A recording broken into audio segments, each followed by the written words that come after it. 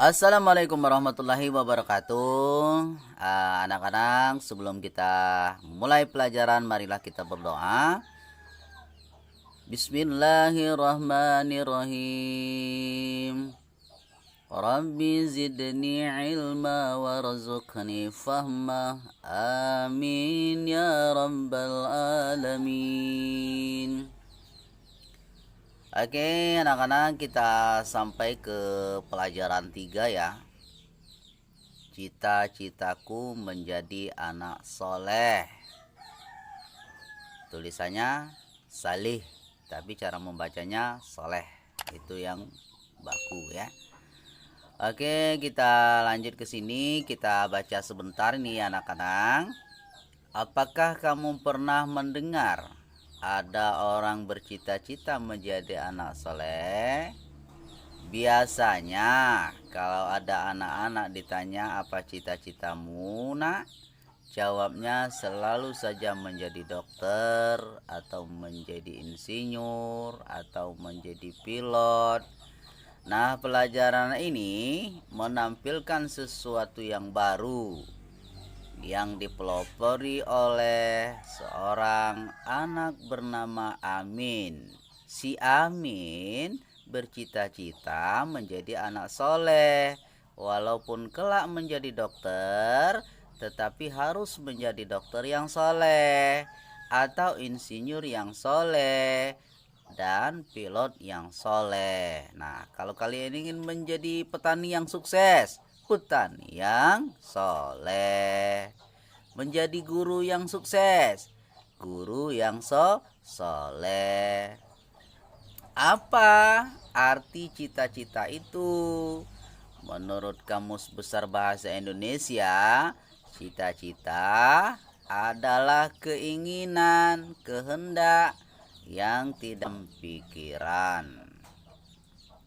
Berkeinginan sungguh-sungguh.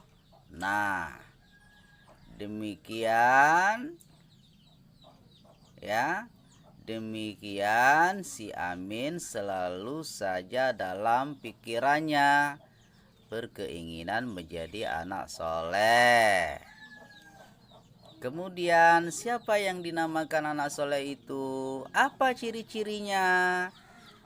Soleh artinya baik. Anak soleh berarti anak yang baik. Di antara ciri-ciri anak soleh adalah taat kepada Allah Subhanahu wa Ta'ala, jujur, hormat, dan patuh kepada orang tua, hormat dan patuh kepada guru, setia kepada kawan, serta menghargai sesama. Nah, anak-anak bisa ulang-ulang ini video ya. Karena itulah definisi anak soleh. Anak soleh itu mahal dicari orang ya. Kalian mau kerja apapun pasti ditanya tentang kesolehan terlebih dahulu. Lah bagaimana mau kerja tempat orang kalau nggak soleh, nggak baik, nggak jujur, tidak laku. Oke, kita masuk ke bahasan yang A. Orang jujur disayang Allah. Tentu dong. Apakah kamu ingin disayang Allah? Jawabnya tentu saja iya. Pertama nih ya, kalau mau disayang Allah harus jujur kepada Allah Subhanahu wa Ta'ala. Ciri-cirinya selalu mentaati perintah Allah. Seperti apa mentaati perintah Allah itu? Ya, dimanapun, kapanpun. Ya, seperti ini. Tuh, ya. Rajin sholat. Ya, perintah Allah sholat. Jadi kita kalau mau bikin Allah seneng, bikin Allah sayang, ya sholat. Ya toh? Kemudian belajar. Tuh, ya. Kemudian kita lanjut. Tadi yang pertama dan kedua ya, ini jujur kepada diri sendiri. Loh, bagaimana ya cara kita jujur kepada diri sendiri? Nah, kita lihat seperti ini. pada saat melakukan inspeksi. Mendadak. Inspeksi itu tahu nggak anak-anak? Inspeksi itu pemeriksaan atau kunjungan mendadak. Begitu kira-kira ya. Kemudian baik anak-anak juga dapat konsentrasi. Konsentrasi itu fokus, ya, tenang dan mengerjakan soal dengan jujur. Siapa Pak? No. Pak No adalah Menteri Pendidikan dan Kebudayaan Republik Indonesia. Pak No berharap sikap jujur harus dibiasakan karena kejujuran dapat meningkatkan prestasi dan percaya diri. Bagaimana dengan ketidakjujuran? Perilaku tidak jujur dapat mendatangkan petaka. Contoh nih, bagi siswa yang menyontek ketika ujian, mereka akan dinyatakan tidak lulus. Tuh, jadi kalau kalian sedang mengerjakan tugas, jangan nyontek, makanya belajar. Ketiga, jujur kepada orang lain. Lihat gambar ini. Tuh, ini apa maksudnya ini ya? Tuh, semua orang pasti pernah berjanji. Misalnya nih, seorang siswa berjanji kepada bapak ibu gurunya akan menyerahkan tugas atau PR pada hari dan tanggal tertentu. Bila siswa tersebut memenuhi janjinya, maka gurunya akan senang dan memberikan pujian. Apa yang terjadi jika siswa tersebut tidak menepati janji? Tuliskan jawabanmu pada buku catatan dan tunjukkan kepada guru. Nah, ini ya. Sikap kebiasaanku. Insya Allah aku selalu bersungguh-sungguh dan bersikap jujur agar disayang Allah. Ya. Oke, kita langsung. Yang tadi A, sekarang hormat dan patuh kepada orang tua. Itu ya syaratnya kalau mau jadi anak soleh, yaitu hormat dan patuh kepada orang tua. Ini gambarnya nih. Jadi kalau mau berangkat sekolah, ngapain? Ya, salim tangan dulu sama orang tua. Ini juga sama. Jangan kamu orang berangkat sekolah selonong saja, ya, nggak boleh. Begitu juga pulang nanti. Ya, hormat dan patuh kepada orang tua. Nih, ya, apa ini? Orang tua terdiri atas ayah dan ibu, ya. Kemudian hormat dan patuh kepada guru. Nah, ini ya.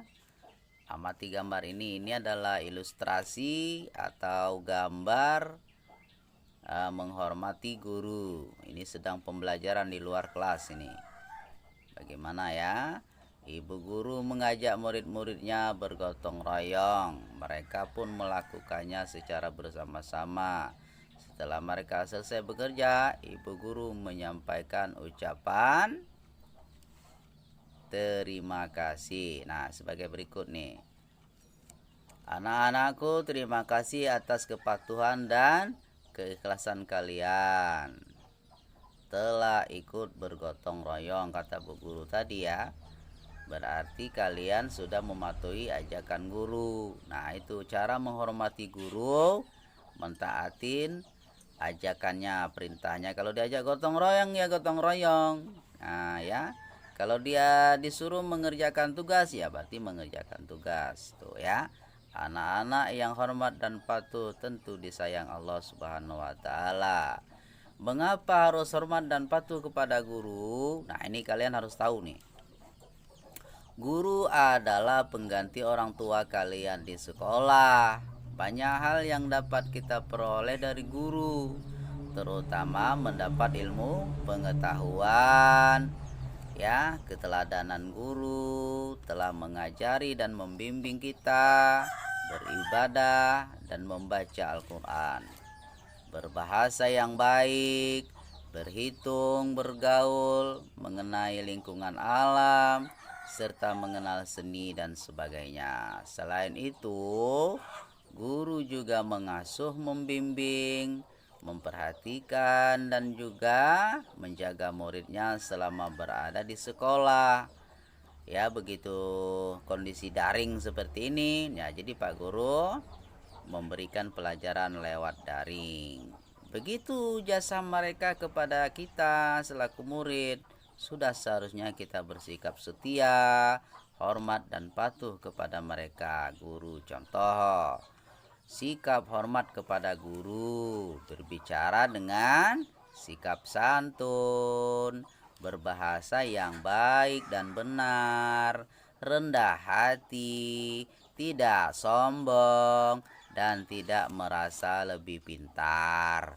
Begitu cara menghormati guru ya. Sikap kalian bagaimana? Sikap kebiasaanku, insya Allah aku selalu hormat dan patuh kepada orang tua dan guru. Kemudian C, indahnya saling menghargai. Tahu nggak saling menghargai itu kayak mana? Nah ini ya, sikap saling menghargai antara lain menghargai pendirian orang lain. Di dalam agama Islam terdapat ya sedikit perbedaan dalam beribadah. Misalnya nih, dalam ibadah sholat subuh ada yang melakukan doa kunut dan ada yang tidak melakukan kunut, dan kita tidak boleh berdebat.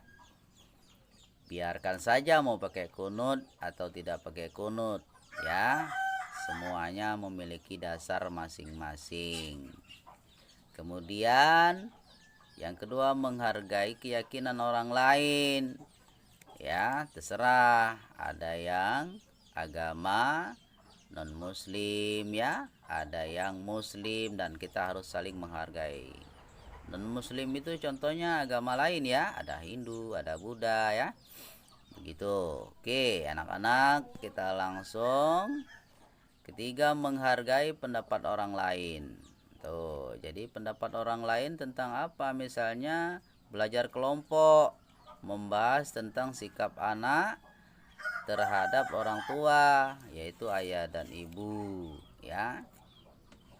Oke, jadi kita harus saling menghargai pendapatnya. Misalnya berpendapat si A berpendapat C umpamana, si B berpendapat D, terserah begitu ya. Yang penting saling menghargai. Dalam belajar kelompok, masing-masing siswa mengemukakan pendapatnya tentang bagaimana seharusnya bersikap terhadap orang tua. Ya, ada yang salim tangan kalau ketemu, ada yang mengucap salam saling ketemu. Nah, itu juga pendapat. Jadi pengumuman bercita-cita menjadi anak soleh adalah sikap anak pintar yang terpuji. Anak soleh adalah baik yang selalu disayang oleh Allah Subhanahu wa Ta'ala dan sekitarnya.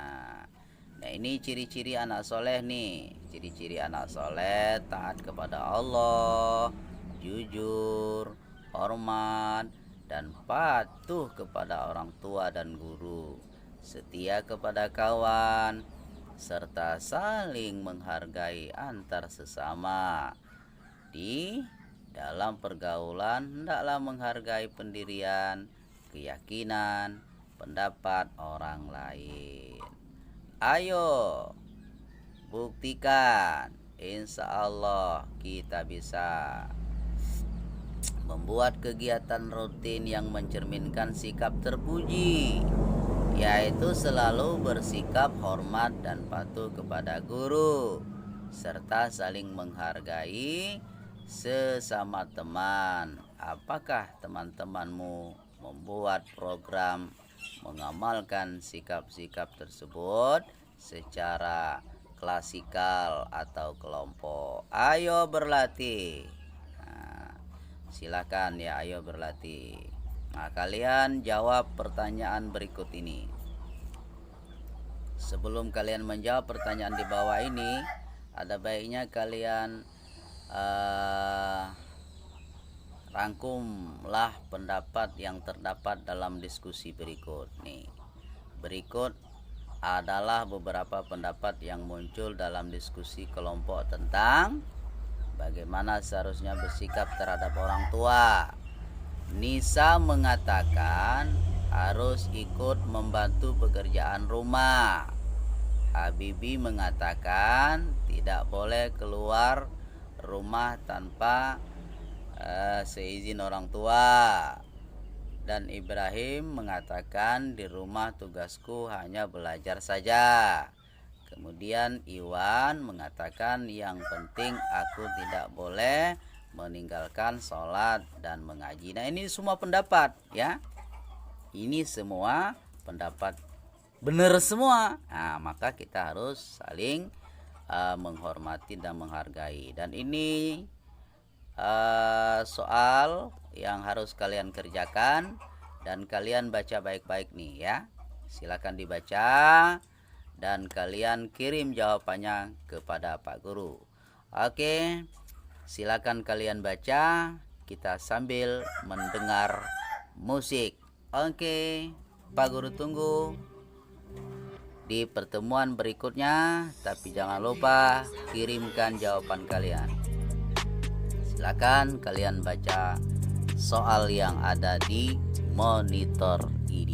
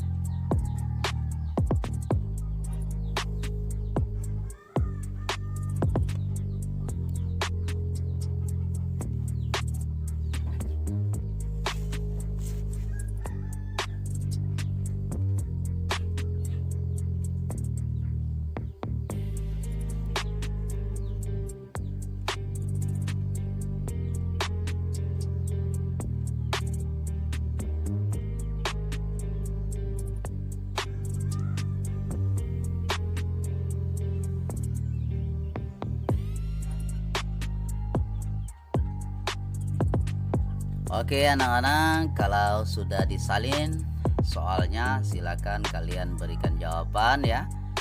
Ditulis di kertas, dipoto dan kirimkan ke WA Pak Guru. Terima kasih, sampai jumpa. Assalamualaikum warahmatullahi wabarakatuh.